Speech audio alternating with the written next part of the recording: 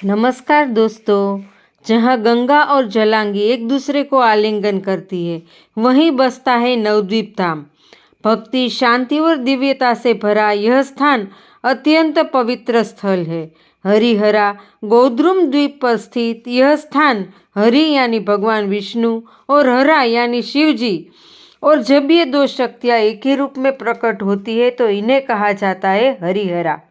दोस्तों, इस वीडियो में आपको मैं एक विग्रह दिखाऊंगी जिसका दायां भाग जो काले रंग का दिखता है वो है भगवान विष्णु और देवी लक्ष्मी जी, और बायां भाग है भगवान शिव और देवी पार्वती। बाएं कोने में काले पत्थर का जो विग्रह है वो बुढ़े शिव जी। यहाँ दो देव, दो दर्शन, लेकिन एक ही चेतना।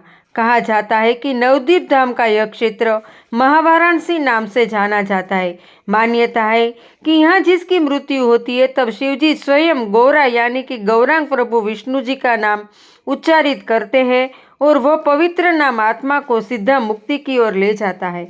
अगर आप मायापुर आए तो इस स्थान को अवश्य देखें, क्योंकि यहाँ की शांति, यहाँ की ऊर्जा आपके मन को जरूर स्पर्शेगी। मैं ट्रैवलिंग राइटर धर्म, संस्कृति और यात्रा के अनुभवों के साथ फिर मिलूंगी एक नई आध्यात्मिक यात्रा में।